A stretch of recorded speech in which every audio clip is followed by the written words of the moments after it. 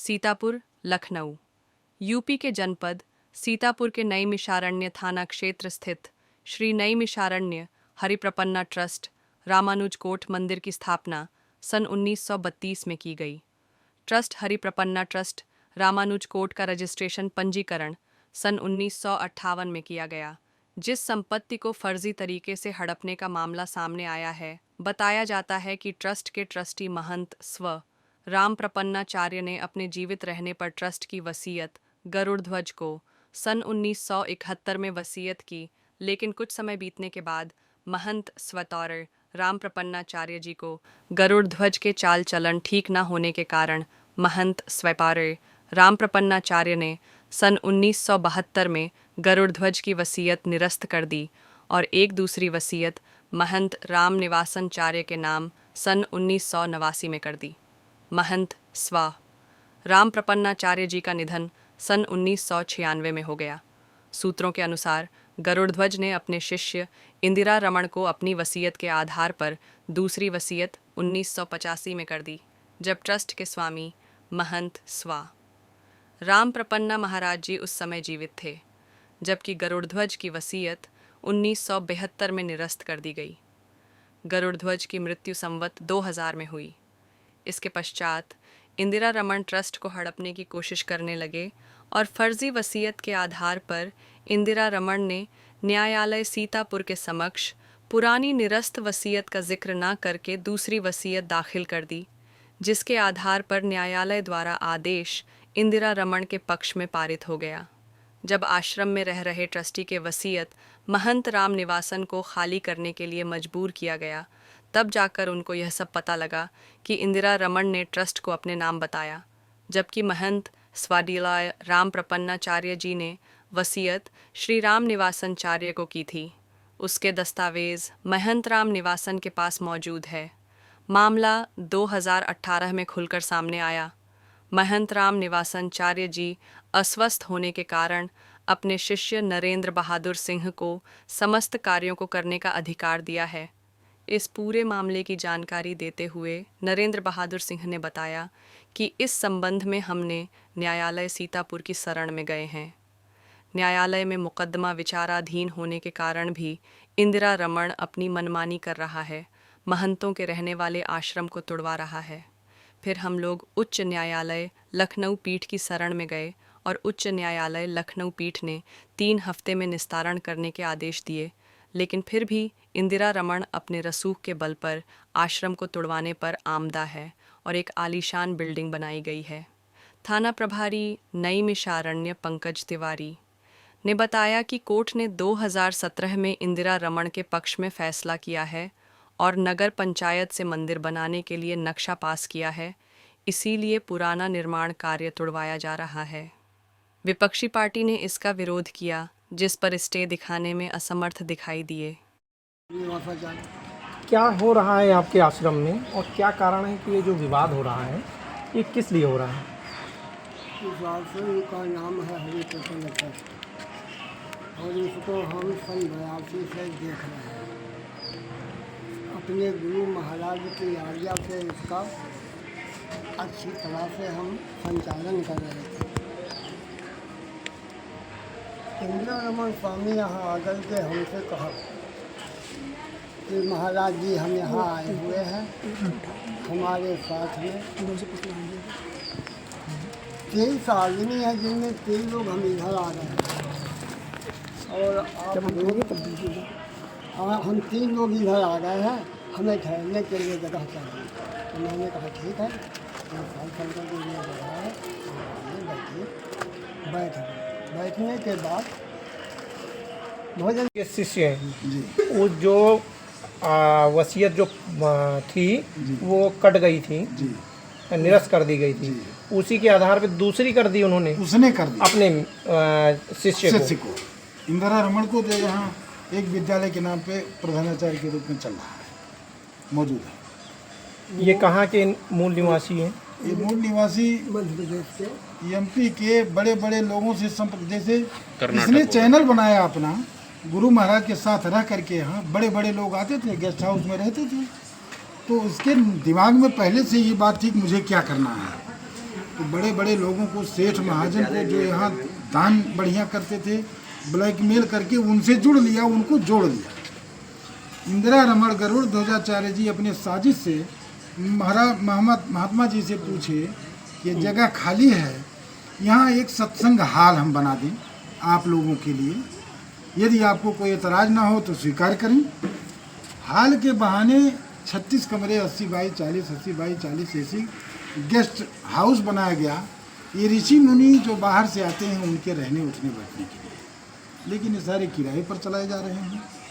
और उसी न्यायालय के आधार पर आज ये हमारे गुरु महाराज श्री निवासाचार्य जी गद्दीधर होते और छल करके उसने इस तरह से उतार दिया कि बिजली के लिए तरस रहे हैं, पानी के लिए तरस रहे हैं। यहाँ और नीचा था, पानी की निकासी बढ़िया थी, निकल जाता था। इतना मिट्टी डाल दिया कि सारे कमरे में पानी भर जाए। आगे गेट पर लिखा हुआ है गौशाला पुष्प वाटिका। पुष्प वाटिका को उसी आधार पर इसने उजाड़ डाला। यहाँ के ऋषि मुनि जो फलदार वृक्ष लगाए गए थे, बड़ी मेहनत से ये लोग तैयार किए थे सारे, जैसे बेल, आंवला, अमरूद, तमाम तरह के मतलब 100-150 पेड़ उसने कटवा डाला, जिसके खोद मौजूद हैं अभी। और गिराने का बिना किसी आदेश के, न्यायालय से ऐसा कोई आदेश भी नहीं आया, फिर भी जेसीबी लगा के गिरा पड़ा के अंदर। अब पता लगा जैसे चारों दिशाओं वहाँ गौशाला रही, रात भर टंकी का पानी खोल गया, इतना पानी गौशाला में भर गया। मजबूर होकर गऊओं को खोल देना पड़ा, गौशाला खत्म हो गया, जिसका प्रमाण है गौशाला गेट पर अभी। गौशाला कब खत्म हुई? ये सन 1817 में, 2017 से अपना 16 में आदेश हुआ, 16 में 17 में इस थोड़ा बहुत प्रभाव अपना दिखाया और 18 में प्रबल बन गया। जब आपको पता लगा कि इसने वसीयत अपने नाम करवा लिया है जी, तो क्या आप लोगों ने कोर्ट की शरण में गए? जब हमारे 4 मुकदमे न्यायालय में विचाराधीन चल रहे हैं, एडीजे सेकंड के यहाँ, सिविल जज के यहाँ, जैसे उसने नाम चढ़वा लिया एक इसी गाटे संख्या का भूभाग। क्या है गाटा संख्या? 400, गाटा संख्या 148, खाता संख्या 446, जिसका क्षेत्र 466, जिसका क्षेत्रफल है 380 एकर। वो भूभाग ट्रस्ट से ना जुड़कर अलग है, क्योंकि पुराने स्वामी महाराज के नाम है। कमिश्नर साहब महोदया के यहाँ से उस पर स्टे भी हमारे हैं, फिर भी यहाँ का मलबा उठा करके वहाँ पाट रहा है। अब एक पुलिस का तांडव इस तरह से है कि पैसे के बल पे पुलिस को मिलाकर ये सारा प्रशासन यहाँ का उसके दबाव में है, और सब लोग उसी पक्ष में। जैसे हम डीएम के यहाँ गए, कप्तान के यहाँ गए, एडिशनल साहब के यहाँ गए, थोड़ी राहत हमको कमिश्नर महोदया के यहाँ से मिली, डीजीपी महोदय के यहाँ से जाँच आई, सीएम महोदय के यहाँ ऑनलाइन हमने किया, उसकी जाँच चल रही है। ऐसी स्थिति में थोड़ा राहत मिली। आए दिन जेसीबी लगा करके तोड़ने वाली बात, जेसीबी आती है, जब संत महात्मा हम भी मौजूद रहते हैं तो जेसीबी लौट के चली जाती है। योजना कब इनके घर को धराशायी कर दी। ये सन 70 से 69 से ये लोग निवासीगण हैं यहाँ के, जो 11 लोग, इतनी बड़ी संघर्ष के बाद इतना बचा है, बाकी तोड़ फोड़ के सब इन लोगों ने। कोई आदेश भी नहीं है तोड़ने का, कहीं न्यायालय ने इनके नाम के लिए आदेश तो हो गया, लेकिन सब तहसीलदार लेखपाल मिल करके उस जमीन को भी उसी के नाम चढ़ा दिया, जो इस भूभाग का अंश है, वो ट्रस्ट से बाहर है। वो कितना खसरा नंबर क्या है? खतरा नंबर यही है, गाटा संख्या यही है, इसी का अंश वो भी है, इसी से जुड़ा हुआ है, इसी का जुड़ा हुआ ट्रस्ट में केवल इतना है। ट्रस्ट में कितना होगा, कितना मतलब कितने बीघा हो? बीघा है? बीघा का यहाँ का बीघा एक मान के चले, यहाँ कच्चा है या एकड़ पक्का होगा है? हमारे कच्चा यानी कि 20 बिस्वा 20 बिस्वा नहीं, 100 20 बिस्वा का मतलब एकड़ हेक्टेयर, ये एकड़ है 100। 1 एकड़ ये होगा जहाँ तक मेरा। यहाँ पे जो 20 बिस्वे कहाँ है? 20 बिस्वे में कितने स्क्वायर फीट? 20 बिस्वे में कितने स्क्वायर फीट होगा? एक बिस्वा कितने का है यहाँ? 435। कच्चा बीघा है ना? आठ बिस्वा 1 बीघे का होता है। कच्चा बिस्वा है। कच्चा है यहाँ ना? बीघा से बराबर माने जाते हैं। बीघे सब मांगे हैं। छोटा नरेंद्र बहादुर सिंह और झन्ने दास शिष्य हम श्रीनिवासाचार्य जी के हैं। क्या प्रकरण है यहाँ का? यहाँ पर खुराफाती लोग जुटे हुए हैं, पैसे के दबाव में सब अधिकारी कर्मचारी यहाँ से बिके हुए हैं, जबकि सबके सामने हम जा कर के अपनी बात को रखे। हमारे स्वामी महाराज बुजुर्ग हो चुके हैं, चलने में असमर्थ हैं, उन्होंने हमको बात करने का या प्रयास करने का, प्रार्थना पत्र देने का अधिकार दिया है। उस आधार पे हम यहाँ रह रहे हैं और चल रहे हैं।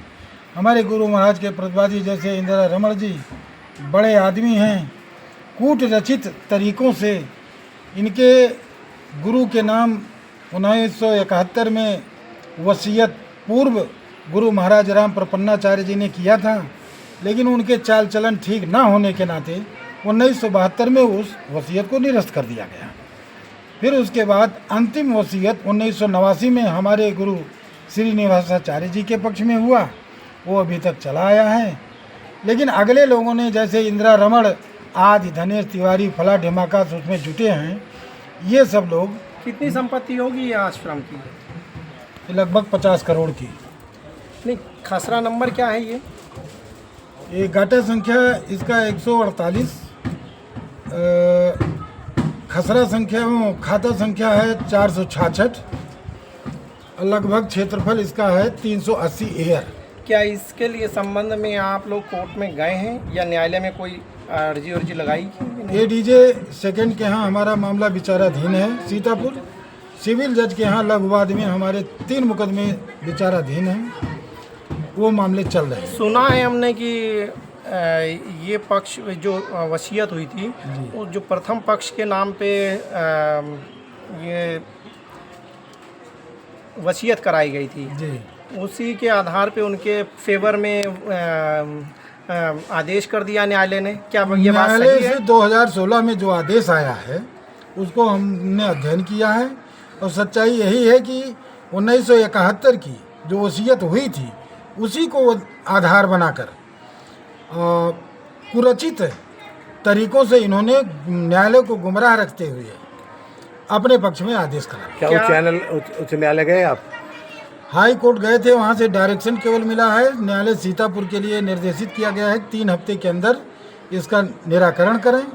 हमारे विपक्षी लोग मिल करके जैसे अपना ही पक्ष विपक्ष रख करके, हम लोगों को पता नहीं, हमारी पार्टी को उन्होंने पार्टी बनाया नहीं। आपको कब पता लगा कि हमको पार्टी नहीं बनाया है? जब 1916 में उनका आदेश आया, 1917 से थोड़ा बहुत वो अपना प्रभाव दिखाना शुरू किए, 1918 में खुल के सामने आए और अपना पूरा आधिपत्य जमाने की कोशिश करने लगे, तब इसकी जानकारी हमको हुई। कितने साल से मुकदमा चल रहा है ये? अब उन्होंने कब किया ये तो ध्यान नहीं, फाइल देखने के बाद पता लगेगा। लेकिन 16 में ही आदेश हुआ है और 17 में थोड़ा बहुत प्रभावित किए, 18 में प्रबल हो गए। 2016 का